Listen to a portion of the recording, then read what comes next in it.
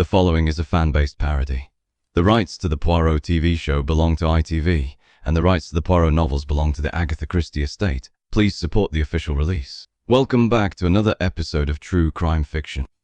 What we do here is take crime fiction stories and turn them into a true crime narrative. That way you get to enjoy all the thrill and intrigue of a true crime story without all of the gory details. Remember to like, subscribe, and hit the bell icon to get more captivating content, and share the video so that more people can join in. With that out of the way, enjoy the show. This is The Killer Dream.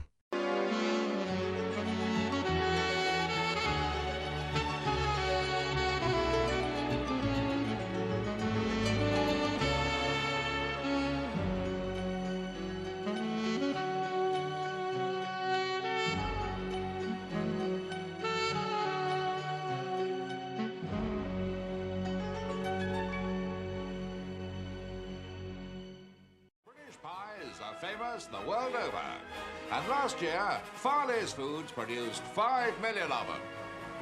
Everything from steak and kidney to Cornish pasties. But that's not enough for old man Farley. He wants to double the score.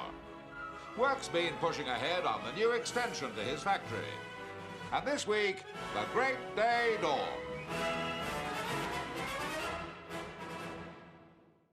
My friends, I hope I may call you my friends. After all, I pay your wages.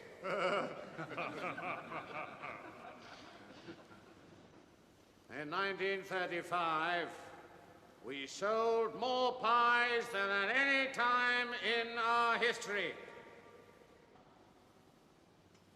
Yet there are those among you, politically motivated, who still try to say that you are not doing well. Don't listen to them.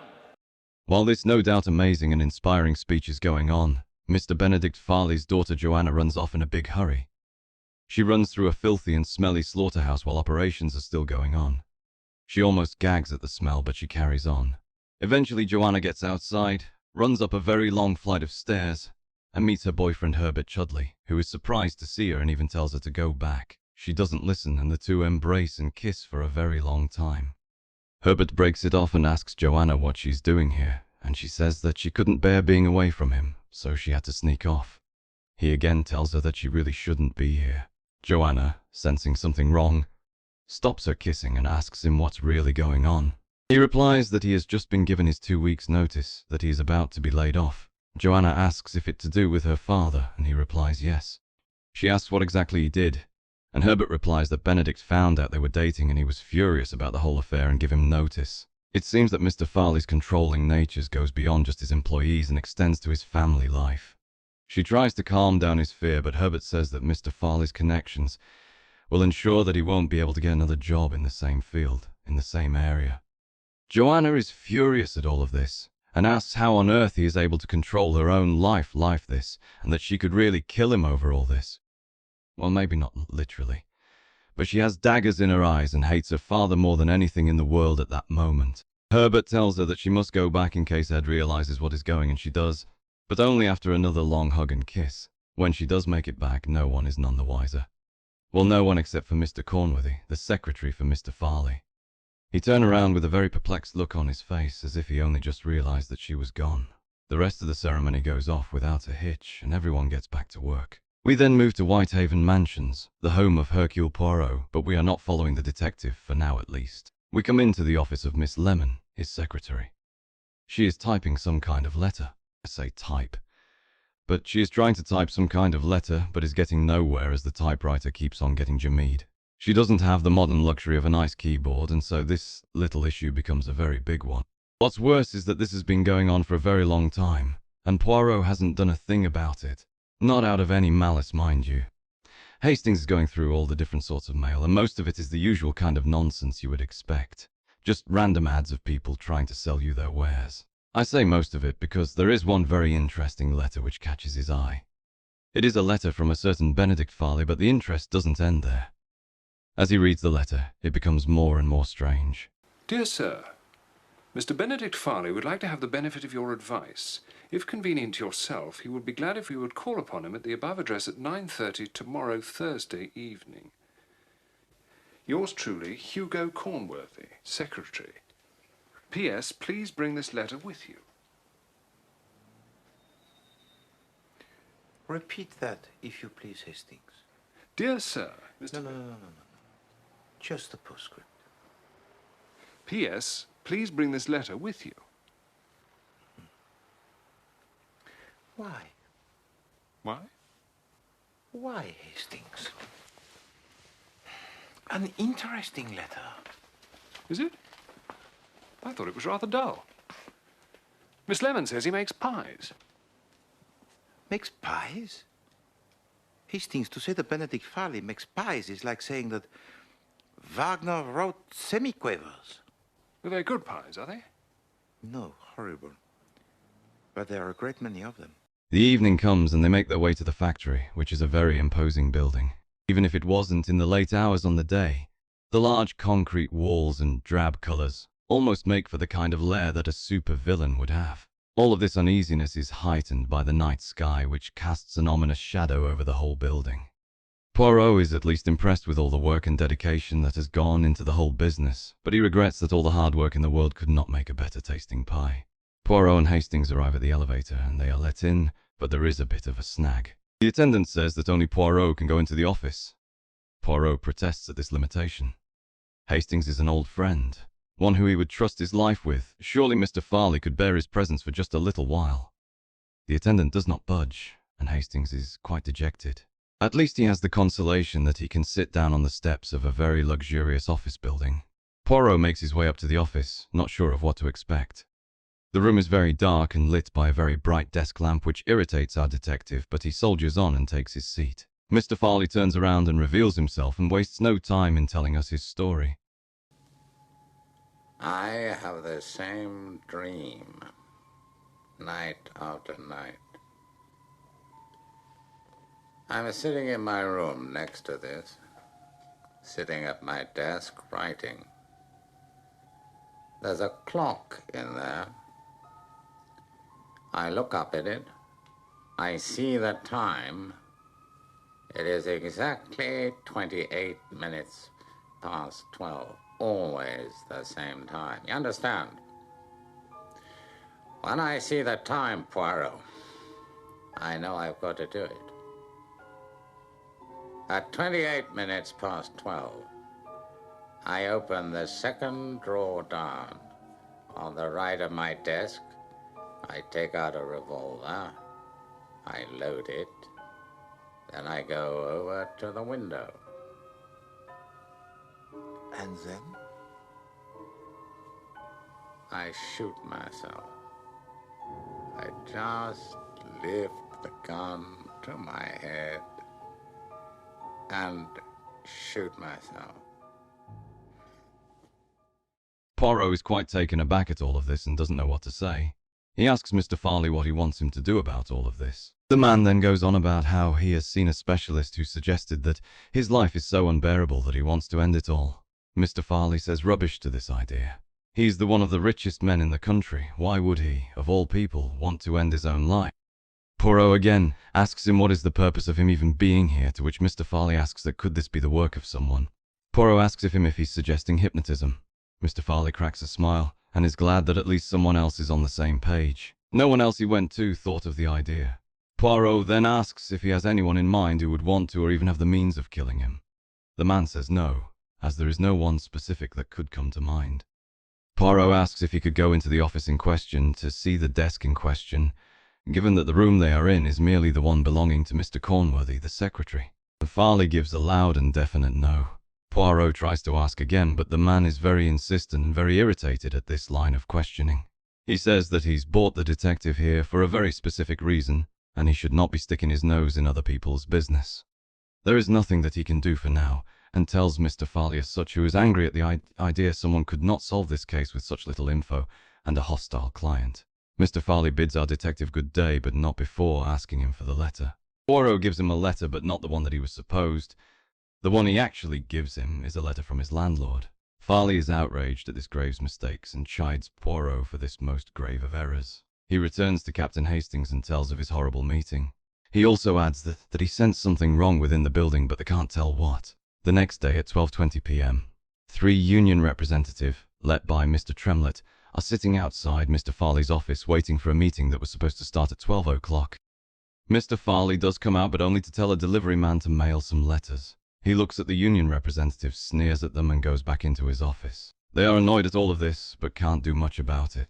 Time goes by and is almost 1 o'clock before there is even the faintest sign of activity. Mr. Cornworthy sees that the reps are still sitting at the bench and they tell their story. He sympathizes with them and promises to talk to Mr. Farley and goes into the office. The men wait and have a little banter between themselves. We move back to Whitehaven Mansion, and this time we go directly to Hercule Poirot, who is having a lovely little chat with Miss Lemon. I can't go on like this, Mr. Poirot. That machine is more than flesh and blood can stand. But you have never complained before. I've done nothing but complain for the last 6 months. No. It has been mentioned, Poirot. Kindly do not band together against Poirot. I wasn't.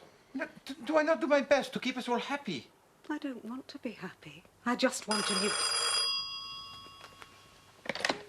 Poirot. Ah, Inspector Japp, my old friend. I'm at Northway House, Poirot, Benedict Farley's place. I'd like you to come over here if you'd be so kind. Mr. Farley has shot himself.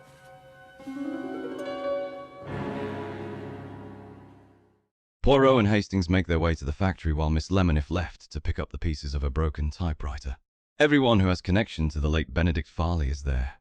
Joanna, Mr. Cornworthy, his second wife Mary Farley, and his personal doctor Mr. Stillingfleet. Chief Inspector Jack is also there. Poirot beings by telling everyone of the little chat that he had with Mr. Farley the other day. Joanna is in denial at such a thought. In her mind, her father has no dreams for such rubbish. Mrs. Farley steps up and says she does remember her husband talking about these things, and Joanna looks at her with a very mean stare. Mr. Stillingfleet has no recollection of any such talk either. He asks further if anyone knew who the specialist that Mr. Farley had talked to was, and even Mrs. Farley has no idea who this person can be. All anyone can really offer is Mr. Cornworthy, who says that. Went into the office room. He thought it was empty, but then saw a boot sticking out and a trickle of blood. That was when he ran out into the hallway and notified the 3 union men of what just happened. He then called the Dr. Stillingfleet. The good doctor makes his way, along with Jack and Poirot, to the office where all this happened. The doctor tells everyone that he was able to examine the body at 1:32 p.m. and that Mr. Farley had been dead for at least an hour, but it could have been more. This lines up with the 12:28 prediction he had been having in his dreams, and Jack makes a keen observation of this. He also comments on the drab concrete wall outside the window, which is the only other possible means of entry. He wonders why such a rich man would choose such a terrible view. He could have any slice of scenery he wanted. Poirot suggests that the window is very important to the case, even though no one could have climbed up to get to the office, and says that all possible signs point to suicide. Normally Jack would agree, but the letter that Mr. Farley had sent to Poirot, not to mention the chat about hypnosis, suggests foul play. Poirot is amused by this observation and makes his way to check in with Joanna, who is at fencing practice. She's putting up a decent fight against her instructor B. She loses every time. Poirot opens the door and tries to make his way for a chat, but is deathly afraid of the swords being flung about. He's more scared of a few bits of metal than this whole grisly business of murder, as even the mere sound of the swords clashing makes him a bit nervous. After navigating this deadly maze, he tries to have a little chat with Joanna, who is a little frustrated at her progress with her training, but is nonetheless welcoming to our detective. He starts with the usual type of questions like, "Where were you on the previous Thursday night?" Joanna says that she and her stepmother Mary went out to see a production of Thumbs Up, but her father did not join her, which lines up with all we have seen of the man. He is a smart and ruthless business owner who has little time for petty comforts. He lives and breathes his work, which might be why he has such an unpleasant man. There's not much else that Joanna can share at the moment, but one little detail does stand out. The way she says stepmother with a certain venom in her mouth. From the early chat at the factory office, it was obvious there was a lot of bad blood between the two women, but now we see how far that really goes. Joanna really loved her mother, and did not like the fact that her father married so soon after her death, and that his new wife is only 8 years older than her.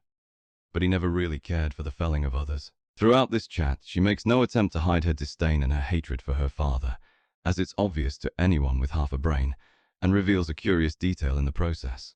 My father had a singularly unpleasant personality. That is a very candid statement, mademoiselle. I'm saving you time, Monsieur Poirot. I realize quite well what you're getting at. I live here because I have no money to live elsewhere. There is a man that I wish to marry, a poor man. My father saw to it that he lost his job. He wanted me, you see, to marry well, an easy matter since I was his heiress. So your father's fortune passes to you? Yes. Well, that is to say, he left Louise, my stepmother, $250,000 free of tax, and there are other few small legacies, but the residue of it goes to me. So you see, Monsieur Poirot, I had every reason to desire my father's death. I see also, mademoiselle, that you have inherited your father's intelligence.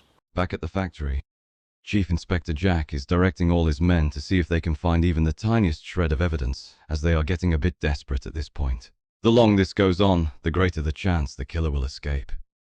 At that point, Mrs. Farley passes him by and he takes the opportunity to ask her some questions. Mainly if Mr. Farley had dabbled in any kind of hypnotism or any kind of alternative treatment for those terrible dreams of his. She says that if anything like that ever happened, she had no idea about it. Jack asks another question.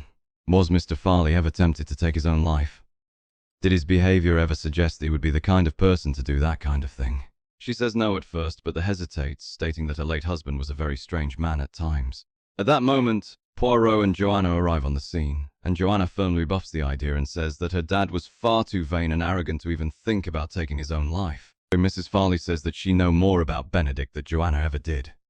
After all, she was the only person who even knew about the dream that her husband, but Joanna claps back by saying, she may not know much about her father, but she did know that much. After that awkward encounter, Poirot also takes the time to ask just one single question. How many glasses did Benedict Farley own? It may seem like a weird detail, but it is important for later. Mrs. Farley responds that he may have had 3 or 4, but can't really remember such a specific detail. He then goes to Mr. Cornworthy to have yet another chat, so that he can gather even more information. This time the chat is a much more pleasant one, given the daytime lighting making the room appear much more spacious and inviting. Poirot takes a look outside the windows and remarks that Mr. Cornworthy had the same view as his late employer. It seems that Mr. Farley wanted everyone to think in the exact same way as he did.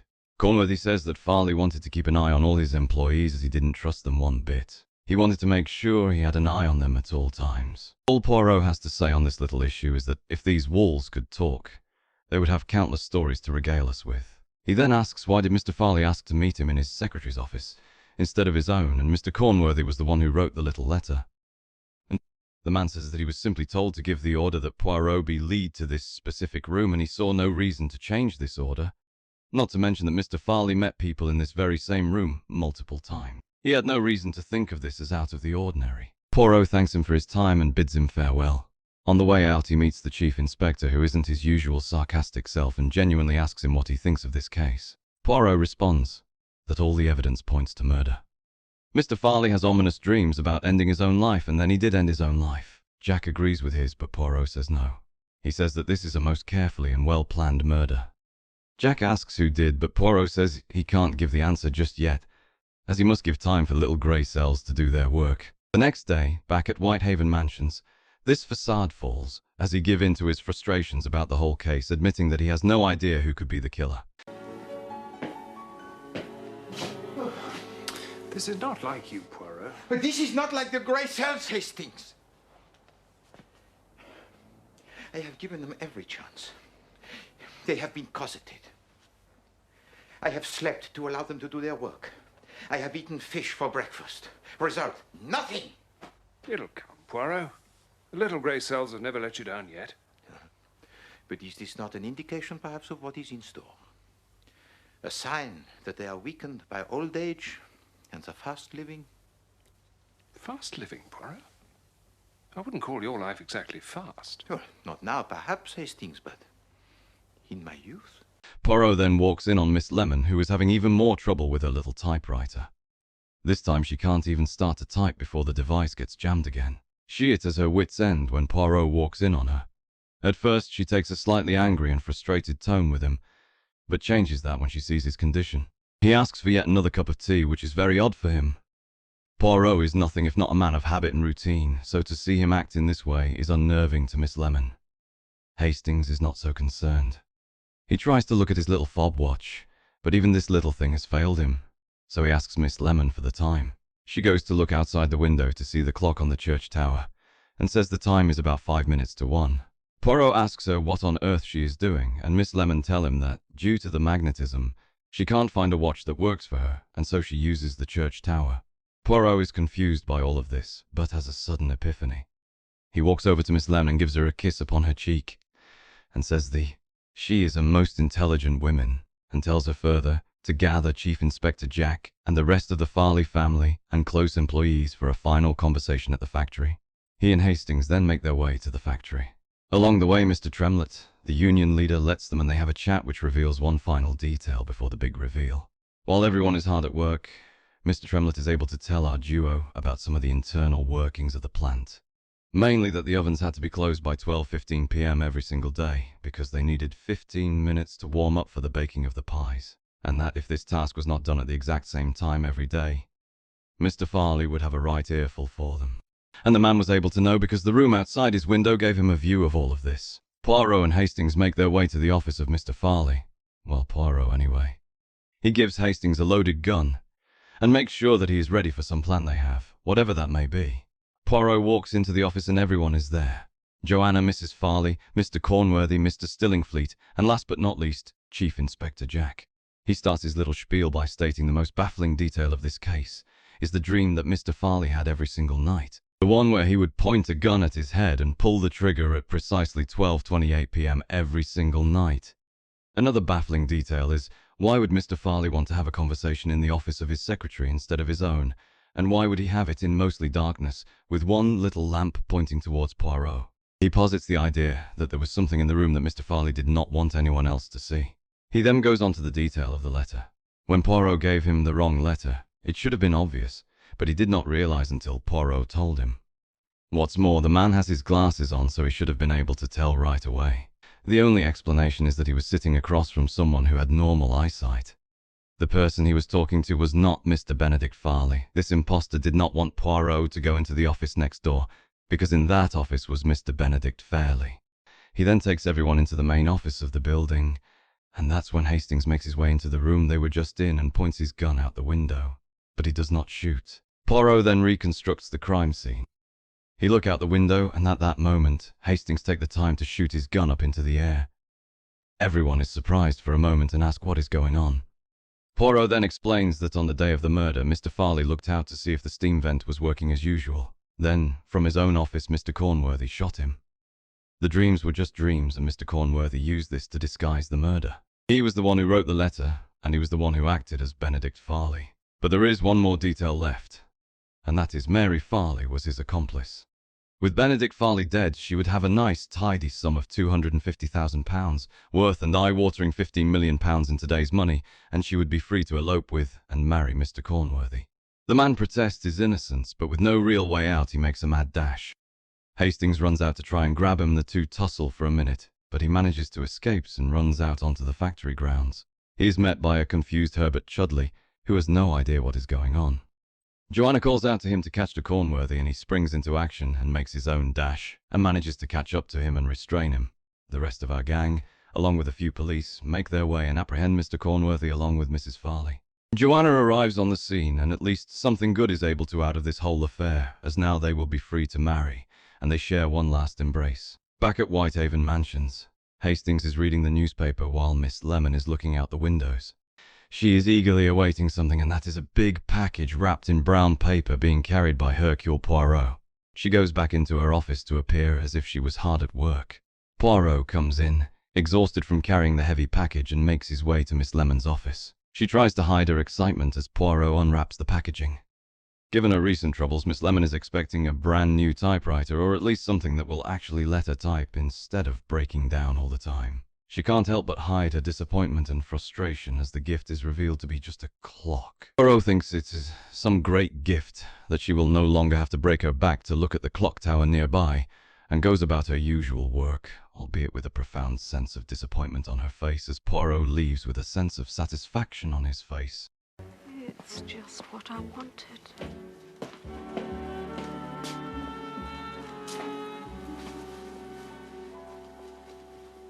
Hastings,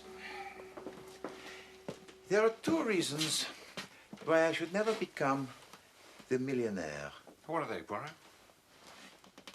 The first, that I should never make the detestable pork pies, huh? And the second,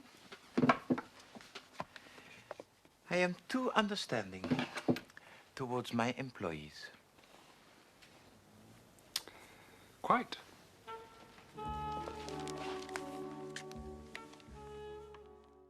That's it for today, folks. That was The Killer Dream. Thank you for taking the time to listen to our newest episode, and remember to like, subscribe, hit the bell icon for future content, and share the video so everyone can join in on the fun. Again, thank you for your time, and I bid you farewell.